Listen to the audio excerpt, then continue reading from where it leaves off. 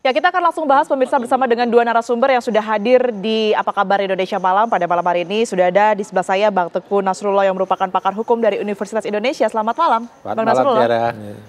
Baik, kemudian di sebelahnya sudah ada Bang Saur Siagian yang merupakan pegiat anti korupsi. Selamat malam Bang Saur. Merdeka. Sehat ya? Alhamdulillah, puji Tuhan. Baik, saya boleh ke Bang Saur terlebih dahulu. Kita langsung saja Bang berkaitan dengan julukan Sultan yang kemudian disematkan oleh Noel kepada salah satu tersangka juga kemarin. Kalau Anda melihat sebagai pegiat anti korupsi begitu, julukan Sultan ini menggambarkan apa sebenarnya Bang? Penghinaan menurut saya ya, artinya kan ketika yang kita maknai Sultan itu kan raja yang memang punya tahta. Tapi ternyata ini kan Sultan yang dimaknai duitnya banyak karena memang tempat pengumpulan korupsi. Nah oleh karena itu saya kira para Sultan bisa tersinggung dengan sebutan-sebutan ini, padahal sebenarnya kan hasil korupsinya itu kan di tangannya si Irfan. Nah yang itu yang kita sesalkan. Mengapa Noel bukan saja membongkar karena dia teriak-teriak selalu soal korupsi dihukum mati gitu ya. Nah oleh karena itu saya sih mendorong karena ini kejahatan kemanusiaan menurut saya ya, karena korban akibat dari peristiwa kalau kita lihat kronologis yang dikatakan oleh KPK ada 153 juta sekarang pekerja kita. Bayangkan ketika saya selalu mengatakan mencari kerja atau mendapatkan pekerjaan itu begitu sangat istimewa dan harus dibayar melampaui gaji UMR. Nah oleh karena itu menurut saya selalu dorong pernyataan daripada Noel bahwa korupsi dihukum mati, dia harus juga konsisten. Saya bahkan mendorong karena memang kan secara aturan kan itu saya kira masih ada. Jadi supaya konsistensi, karena dia nggak selalu ngomong sekali itu, tetapi di mana-mana dia kampanye bahwa harus serius untuk memberantas korupsi. Ternyata bahkan perampok uang atau koruptor itu dijuluki Sultan. Jadi para Sultan Hamengkubuwono bisa tersinggung dengan julukan Sultan, padahal yang kita tahu adalah para biangnya koruptor gitu loh Mbak Tiara. Baik, saya bergeser ke Bang Nasrullah. Bang Nasrullah, Anda banyak sekali menangani kasus korupsi, begitu ya. Tapi kalau berkaitan dengan istilah Sultan ini, apakah di setiap kasus korupsi ini selalu ada peran ini, Bang? Jadi gini, saya ingin menyampaikan gini, sebelum saya masuk ke tindak pidana korupsi, saya ingin bahas terlebih dahulu terkait dengan pengaturan di KUHP. Ada pasal 55 dan 56 KUHP. Yang mana di situ pelakunya lebih dari satu orang. Nah, terus dalam kasus-kasus seperti ini pelakunya pasti lebih dari satu orang. Terorganisir begitu. Ada yang pasal 55 itu ada beberapa macam pelaku. Pelaku turut melakukan, membantu, menyuruh melakukan, dan membujuk melakukan. Di pasal 56 itu membantu melakukan. Oleh karena itu saya yakinnya KPK akan mendalami ini. Nah, masalahnya adalah tergantung politik hukum di bidang penegakan hukum yang ingin ditegakkan oleh KPK apa. Politik hukum ini bukan hukum politik ya. Politik hukum ini arah kemana penegakan hukum ini. Mau berantas ala kadar tempel-tempelan saja atau benar-benar mau berantas. Kalau mau berantas, pasal 55-56 ini harus diterapkan dalam kasus ini. Nah, terkait dengan kasus-kasus korupsi yang ada sekarang ini, saya menyayangkan apa yang terjadi dengan Noel ini. Akhirnya saya sampai ke satu kesimpulan bahwa Indonesia sedang mengalami kemunafikan yang amat dahsyat. Kita berbicara A, berbuat B. Kita hanya manis di mulut, tapi perbuatan kadang-kadang tidak selalu. Dan yang saya sering lihat itu adalah kita hanya kencang dan keras sekali mengecam orang lain korupsi. Pada saat yang sama kadang-kadang mungkin 5 menit yang lalu kita baru melakukan koruptif. Nah, saya ingin katakan bahwa garis penegakan hukum, arah penegakan hukum dari KPK ini penting. Tapi yang lebih penting lagi adalah arah penegakan hukum dari pemerintahan Prabowo. Bagaimana? Apakah mampu memberantas sampai akar atau tidak begitu ya? Tapi kalau Anda lihat banyaknya kasus korupsi di Indonesia ini selalu ada ya peran sebagai Sultan tanda kutip itu tadi. istilahnya macam-macam. Ada yang pakai sultan, ada yang pakai itu. Nah, tapi begitu ada ada sultan, kemudian sudah ramai di sultan, kemudian istilah sultan itu pasti menggema di unit kerja tertentu di Depnaker misalnya, kan ini kan di Depnaker ya, Kemenaker ya, sudah sultan. Dan jadi berarti itu kan isu itu sudah ramai. Kenapa di antara sesama mereka, kalau di antara mereka ada nilai-nilai anti korupsi, ya. Tidak melaporkan dari awal. Kan ini kejadiannya sudah cukup lama. Baik. Kalau kita lihat itu. Nah, sekarang saya ingin mengingatkan Pak Prabowo bahwa saya sampai saat sekarang ini masih sangat percaya beliau punya komitmen yang tinggi untuk pemberantasan korupsi. Karena saya ingat pada tahun 2019 kami sering bertemu dan saat itu beliau memaparkan bagaimana konsep pembangunan ekonomi itu hanya bisa kalau hukum dibangun dengan baik.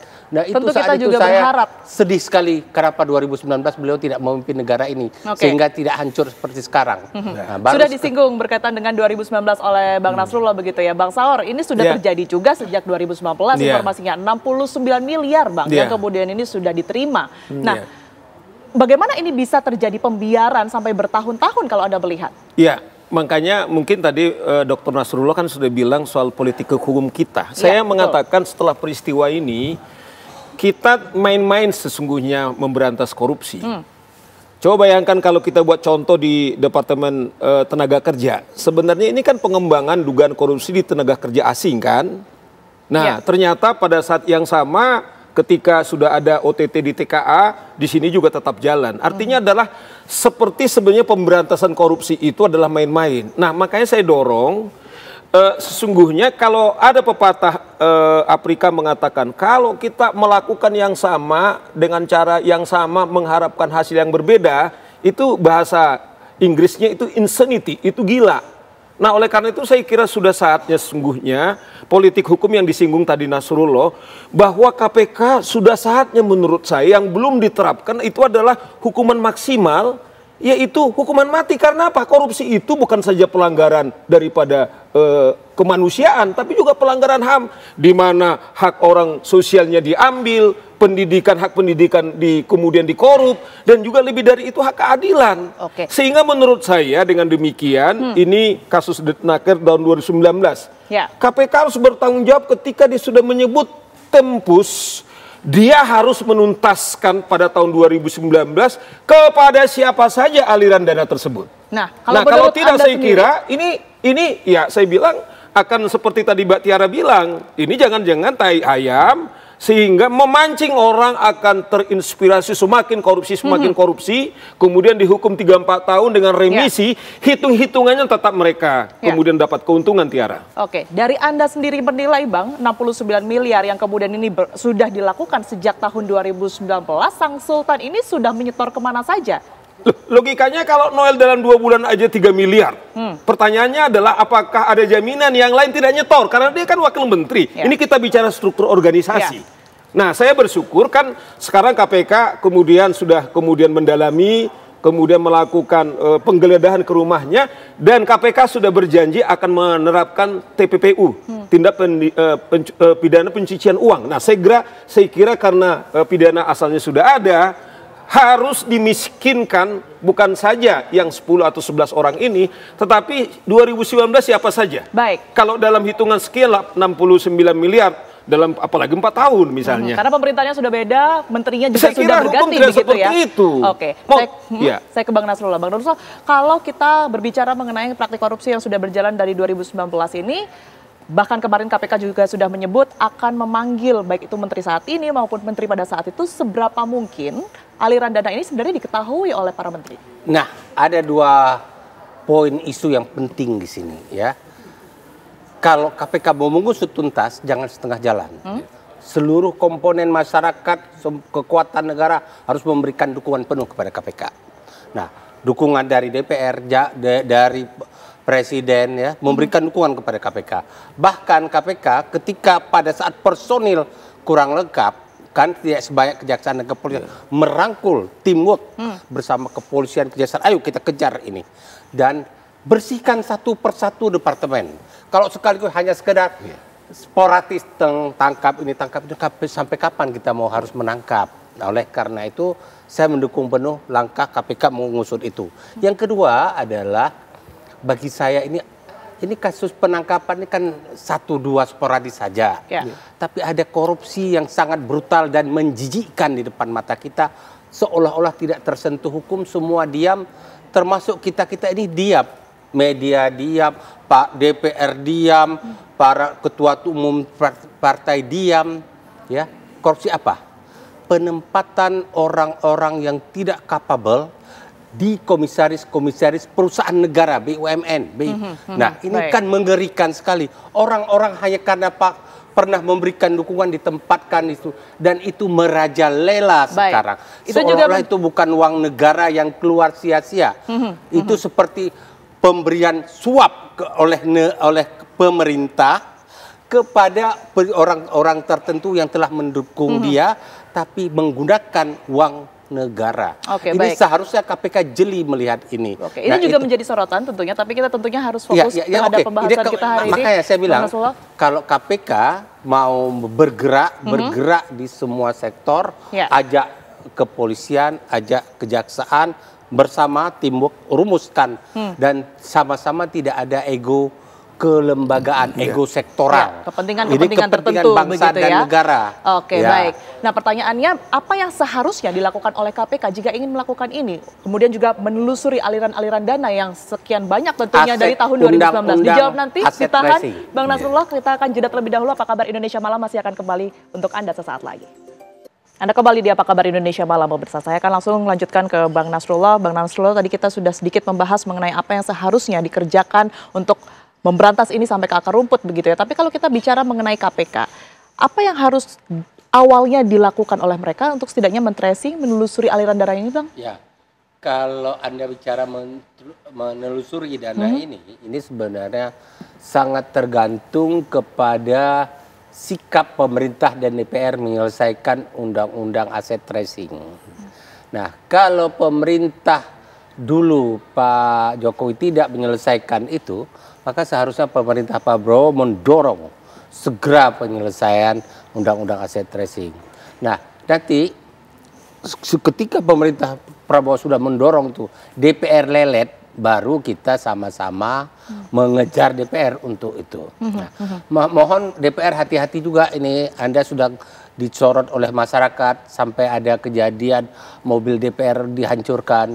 Jadi jangan terlalu bangga dengan posisinya itu. Kan korbannya orang lain. Dipikir DPR. Kan korbannya orang lain. Begitulah marahnya masyarakat terhadap DPR. Dulu Anda bangga pakai plat mobil merah. Warna nomor plat merah. DPR. DPR itu ada nomor khusus, dan Anda pakai bunyi segala macam. Tapi sekarang coba berani di jalan. Sedang dicari Anda oleh masyarakat. Jadi tolong ingat kembali lagi kepada tujuan dasar Anda maju sebagai anggota DPR. Selesaikan undang-undang aset tracing. Berangkat dari situ dulu ya, Bang Nasrullah ya. Kemudian jangan juga Anda tidak mau menyelesaikan undang-undang aset tracing itu karena Anda takut, nanti aset saya di tracing karena saya seperti menjiprat air kena ke muka nanti. Nah, tapi lihat dong, ini untuk kepentingan bangsa dan negara, anak cucu Anda ke depan. Baik. Nah, satu, yang kedua adalah ketika undang-undang belum ada, maka KPK, bukan hanya KPK, kejaksaan, kepolisian memperdalam undang-undang TPPU, masuk ke setiap kasus yang ada kaitannya yang bisa dijadikan dasar masuk TPPU, jadikan itu. Tapi jangan sekedar tempelan untuk ramai-ramai di sprindiknya muncul TPPU, tapi perbuatannya nggak ada. Baik. Nah, saya berharap KPK ke depan ini begitu dia masukkan undang-undang TPPU di dalam sebuah tuduhan, termasuk dalam kasus Noel ini kan juga akan dimasukkan. Nah, saya yakin untuk kasus Noel sangat jelas ya, karena sudah dia pamerkan, KPK memamerkan mobil-mobil dan motor-motor dan kemewahan lainnya. Baik, Bang Nasrullah. Saya rasa masuk, seharusnya masuk. Kalau nggak masuk ya kita masuk ke KPK lah. Baik, Bang Saur. Kalau kita melihat banyak yang kemudian menyoroti Menteri Tenaga Kerja tentunya ya. Anda percaya bahkan kedepannya akan diperiksa? Saya pikir harus kan, karena kalau tempusnya itu kan sudah jelas gitu kan, apakah berhenti kemudian di situ. Tapi kan yang sangat serius saya kira tidak bisa kita hanya di Kementerian Tenaga Kerja, Mbak Tiara. Ingat, sekarang kita juga lagi disidik soal korupsi di Kementerian Agama. Kemudian juga ada juga 2 kasus di Kementerian Pendidikan. Betul. Sebelumnya kita digemparkan dugaan temuan hampir 1 triliun di Mahkamah Agung. Dan kemarin kita juga mendengarkan hampir semua Komisi 11 diduga, 2 udah tersangka mendapatkan dana CSR. Kemudian juga yang terjadi juga diduga bahwa Kepala Kajati Sumatera Utara, Kajati kami juga diduga mendapatkan uang juga korupsi di PUPR. Itu hanya contoh sederhana, Mbak Tiara, bagaimana seriusnya kalau 2 lembaga kementerian mencerdaskan bangsa, Kementerian Pendidikan, kemudian ada 2 kasus, kemudian membesarkan hatikat, mencerahkan diri kita Kementerian Agama. Bukankah bisa kemudian kita diduga simpulkan semua kementerian sebenarnya adalah sudah diduga korupsi? Nah, pengadilan kita udah jebol, itu Mahkamah Agung kita. Lantas bagaimana memastikan pejabat-pejabat ini, salah satunya kalau kita berbicara mengenai Menaker begitu ya, nantinya akan diperiksa, Bang? Nah, mau tidak karena mau, tampaknya sulit terjamah ya untuk saya kira level menteri ini. Saya kira kita sudah buktikan beberapa waktu yang lalu misalnya bahwa KPK kemudian menetapkan sekjen partai daripada katakanlah partai pemenang misalnya, terlepas dia dapat amnesti. Nah, kemarin juga sudah ditetapkan Menteri Agama sudah juga tersangka dugaan korupsi, Mbak Tiara. Saya kira kita tidak lagi ada alasan kemudian kita menuduh bahwa KPK kemudian tidak berani, bahwa 2 katakanlah kasus yang sedang ditangani dan bahkan yang sekarang ini mereka sangat, saya kira semua mengapresiasi karena Noel adalah jelas dia adalah kader Gerindra. Itu membuktikan bahwa endorsing penguatan daripada presiden harus memberantas korupsi ke akar-akarnya. Sekarang saya kira penegak hukum. Nah, yang kita ingatkan begini, pengalaman kami sebagai praktisi hukum, akan laknat adalah yang sering terjadi, katakanlah beberapa kasus Sambo misalnya, para penegak hukum ini juga mengambil keuntungan juga. Ini juga harus diwanti-wanti sehingga terjadi deterrent efek kepada masyarakat, Tiara. Oke, baik. Tiara, saya ingin ingatkan begini. Saya termasuk warga negara yang dirugikan dengan kasus korupsi kuota haji. Karena saya haji di tahun 2024. Kalau ada korupsi di situ, saya korban salah satu. Oleh karena itu, saya minta serius kepada KPK mempercepat proses itu, jangan lamban dan jangan banyak sekali penundaan-penundaan waktu karena masyarakat sudah geram. Itu satu. Yang kedua, terkait dengan kasus yang Hasto dan satu lagi yang kasus Lembong, saya salut dengan pemerintah Prabowo. Karena apa? Saya ingin katakan saat itu menunjukkan Prabowo tidak cawe-cawe di dalam proses penegakan. Dia begitu putusan, dia ambil kewenangannya. Baik, kita fokus kembali ke pembahasan kita, Bang. Kalaupun nanti ada pejabat ataupun juga kita katakan level menteri begitu ya, yang kemudian ini bisa terlibat atau bahkan tahu aliran dana ini, konsekuensi hukumnya apa, Bang Nasrullah? Harus diusut, ya. Kalau bahkan kalaupun belum tahu ada yang terlibat, otomatis para aparat penegak hukum, karena ada anak buah menteri langsung nomor 2 ya harus mendengar keterangan dari para menteri. Sekalipun itu hanya menteri. Apakah pernah mendengar istilah sultan? Apakah pernah proyek-proyek lain? Bahkan itu kan di satu perizinan sertifikasi itu, ya. Itu ada berapa titik-titik sentral yang bermasalah, yang bermerah, ya, yang sering timbulnya korupsi, pasti terpetakan oleh KPK. Ini bukan hanya di sertifikasi, itu satu departemen, belum lagi departemen lain. Oleh karena itu, ini seharusnya awal bangkitnya aparat penegak hukum. Tapi aparat penegak hukum harus terlebih dahulu tahu diri, karena oleh karena itu juga negara harus menyediakan biaya penegakan hukum yang normal. Jangan sampai suruh tegakkan hukum, biaya penegakan hukumnya nggak cukup, indeks biayanya. Nah, oleh karena itu kalau mau berantas korupsi, baik polisi, kejaksaan dan KPK berikan semua wewenang yang harus sama, bersinergi, begitu ya? biaya perkara yang sama, Baik, kewenangan yang sama, dan bersinergi. Jangan ada hanya persaingan semu yang kecil-kecilan. Bicara untuk kepentingan bangsa dan negara, berbagi tugasnya. Oke, baik. Bang Saur, kalau seandainya kita melihat fokus pada Sang Sultan ini ya, Bobi, yang bisa melakukan begitu banyak, mengeluarkan bahkan menerima aliran dana begitu banyak, bisakah ia melakukan ini seorang diri atau bahkan ada sosok di balik ini semua ya? Artinya power besar yang kemudian membackingi Bobi itu sendiri. Yang pasti kan udah ada 11 ya. Jadi pertanyaan Tiara itu penting sekali sebagai pertanyaan kunci gitu loh. Sekarang bagaimana soal menteri? Secara leadership dia sudah gagal. Artinya dia tidak bisa memberikan keteladanan. Mestinya kan kalau misalnya Pak Nasrullah, karena keteladanannya begitu dia masuk ke rumah, kemudian anak-anak itu segan. Setidaknya secara leadership sebenarnya dia udah gagal. Nah oleh karena itu kita harus dorong kepada KPK, mengapa dia tidak tahu di rumahnya terjadi yang kita bilang sangat masif kan, menyangkut, katakanlah sertifikasi itu kan menyangkut masif soal setoran-setoran itu ada 11 orang. Bang Saur mengatakan tidak tahu, mungkinkah menteri tidak tahu? Kan saya bilang secara leadership udah gagal. Nah ini supaya jangan mereduce kepercayaan kepada Kementerian Tenaga Kerja, prioritas utama daripada KPK, di samping tentu Menteri yang tahun 2019, ini harus prioritas ini. Dengan memang kita praduga tidak bersalah, tetapi apapun leader, tanggung jawab leader, morally, kemudian juga secara manajemen, dia sudah gagal. Nah, tapi tidak juga kemudian otomatis dia terlibat dalam berjamaah korupsi ini. Nah, kita dorong KPK harus segera memprioritaskan ini sehingga segera Presiden seperti kasus Noel, tentu kembali kita praduga tidak bersalah. Kalau memang ada dugaan dalam hitungan jam kemudian diberhentikan. Tetapi kembali ini KPK sedang bekerja, kita doakan supaya mereka tidak ada lagi barriers.